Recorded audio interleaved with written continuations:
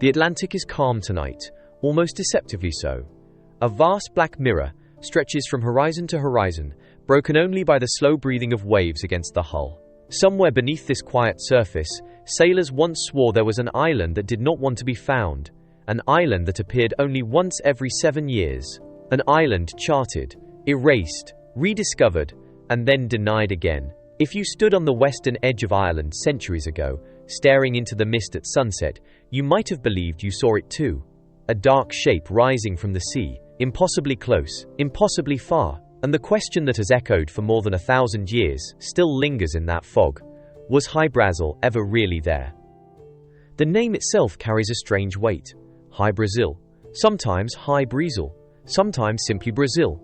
Not the modern nation, but something older, more elusive. In medieval Irish legend, it was a place of abundance and wisdom, a land blessed beyond the reach of ordinary men. But in early maps it becomes something else entirely. A physical island, drawn with confident ink, fixed with coordinates, hovering stubbornly in the North Atlantic west of Ireland. Cartographers did not usually invent islands lightly. Ink was expensive, reputation mattered. And yet for centuries, Hi-Brasil refuses to behave like a normal place. The recurring thread that winds through every account is contradiction. It is said to be clearly visible, yet unreachable. Frequently mapped, yet never settled. Seen by many, yet verified by none. And always, just when someone believes they've pinned it down, it slips back into uncertainty. To understand why Hi-Brasil refuses to stay dead, we have to begin long before maps, before navigation charts and latitude lines, in a time when the boundary between the physical and the mythical was not clearly drawn.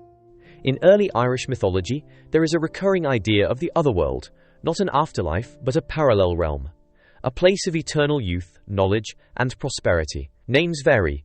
Tir en Ainog, Magmel, Imain Ablash. Hi-Brasil appears in some traditions as part of this same conceptual landscape. A land cloaked in mist, revealed only to the chosen or the lucky. Time flows differently there. Those who return are changed, or sometimes cannot return at all. What's striking is how specific the legends can be. Hi-Brasil is not described as a vague dreamland. It has kings, inhabitants, laws. In some stories, it is ruled by a powerful family of druids or sages, guarding ancient knowledge. In others, it is cursed to remain hidden, visible for a single day, once every 7 years, but unreachable even then. This detail, the 7-year cycle, will echo later, in strangely persistent ways. For centuries, these stories remain in the realm of oral tradition, fireside tales, bardic poetry, cultural memory. But then something happens that shifts Hi-Brasil from myth to geography. In 1325, an Italian mapmaker named Angelino Dulcet produces a Portolan chart, a detailed navigational map used by sailors. There, west of Ireland, is a near-perfect circle labeled Brasil. It is not tentative. It is not marked as legendary. It simply exists. Over the next 200 years, Hi-Brasil appears again and again on maps, sometimes as Brazil, sometimes O Brasil, often drawn as a circular island, split by a river, or straight down the middle. Its position varies slightly, but it is consistently placed about 200 miles west of Ireland, near where the continental shelf drops into the deep Atlantic. This is where the mystery deepens. Medieval and early Renaissance cartographers often copied from one another, but they also corrected errors. Phantom islands did not usually persist this long, yet Hi-Brasil remains stubbornly present, appearing on maps from Spain, Italy, England, and the Low Countries. At the same time, sailors begin to claim they've seen it. In 1480, a group of sailors from Bristol reportedly set out specifically to find the island of Brazil. Bristol, at the time, was a hub of Atlantic exploration, years before Columbus. Records suggest multiple expeditions left England searching for a western land, not always called Hi-Brasil, but often implied to be the same destination. One account tells of a captain named John J. Jr., who claimed to have landed on the island and met its inhabitants. Another claims the island was inhabited by wealthy people living in stone houses, guarded by fog and enchantment.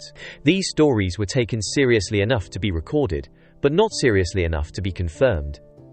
And here the contradictions begin to stack. If ships were reaching Hi-Brasil, why didn't trade routes develop? Why are there no consistent descriptions? Why does the island never appear twice in the same place, at the same time, to different observers? And perhaps most troubling, Why does the island continue to be drawn on maps, even as navigation becomes more precise?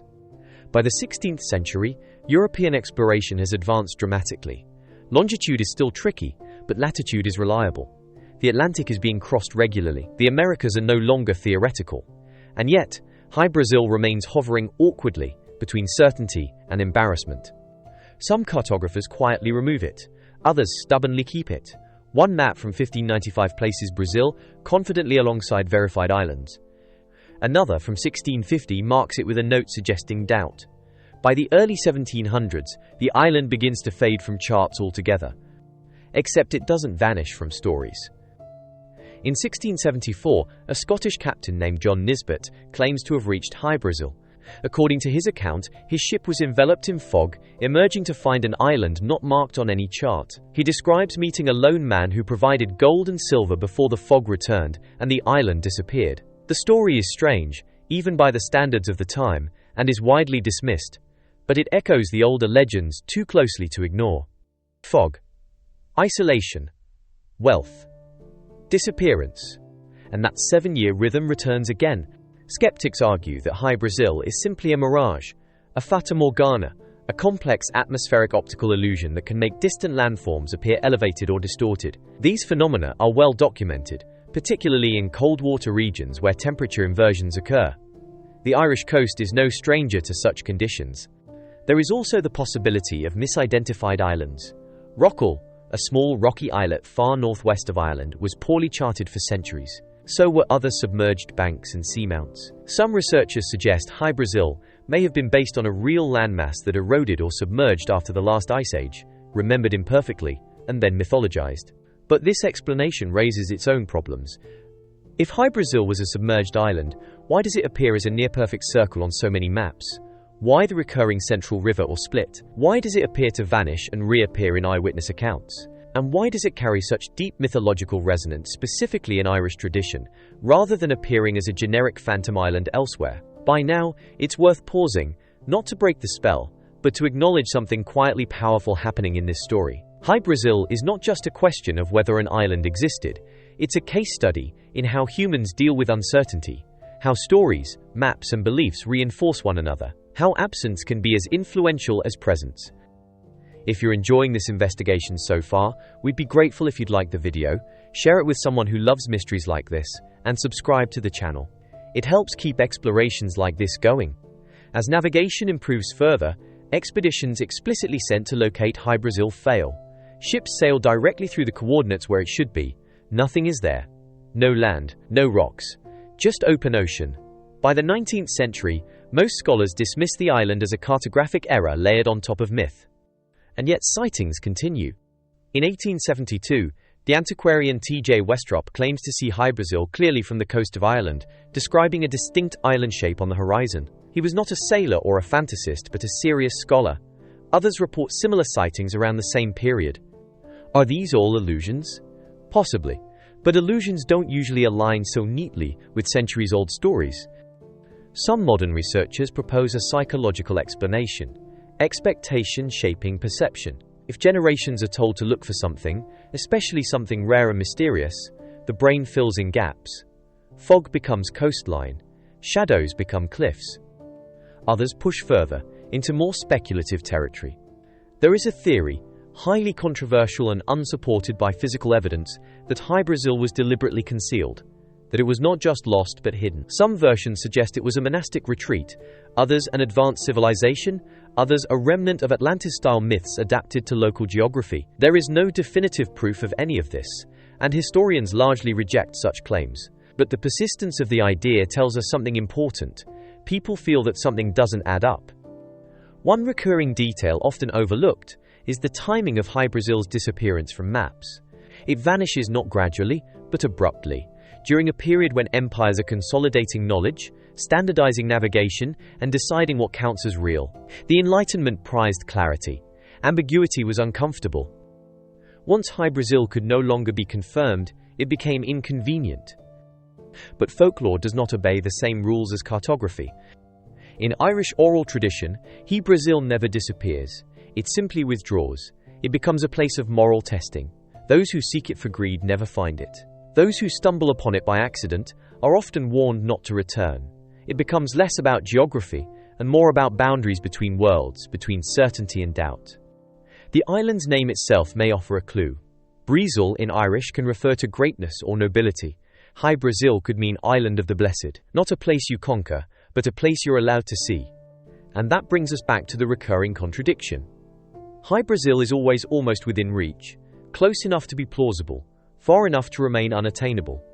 Modern sonar mapping of the Atlantic floor shows no sunken island of the size depicted on maps. The seabed west of Ireland drops steeply, offering little support for the idea of a recently submerged landmass. That doesn't completely rule out smaller features or erosion over deep time, but it weakens the physical island hypothesis significantly. So where does that leave us? We have centuries of maps showing something that likely wasn't there, legends describing something that was never meant to be found, eyewitness accounts that cannot be verified, but also cannot be entirely dismissed, and a cultural memory that refuses to let the island fade. Perhaps Hi-Brasil functions as a kind of mirror. Each era projects its fears and hopes onto it. Medieval Ireland sees a sacred otherworld. Renaissance sailors see land and wealth. Enlightenment scholars see error. Modern audiences see conspiracy or mystery. Some mysteries refuse to stay contained within a single video, and if you're carrying a theory, a doubt, or a detail we haven't explored, the comments are where that story keeps unfolding. The Atlantic remains vast. Fog still rolls in unexpectedly, and every so often, someone standing on the Irish coast swears they see something on the horizon that shouldn't be there. Maybe Hi-Brasil was never an island in the conventional sense. Maybe it was a boundary, a reminder that not everything can be mapped, verified, or owned. Or maybe, just maybe, it was something real that brushed against our world briefly, leaving behind only stories and ink.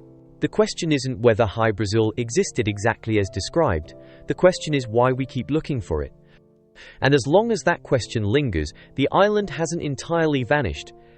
If you'd like to continue exploring the places where history blurs into legend, the next story is already waiting just beyond the fog.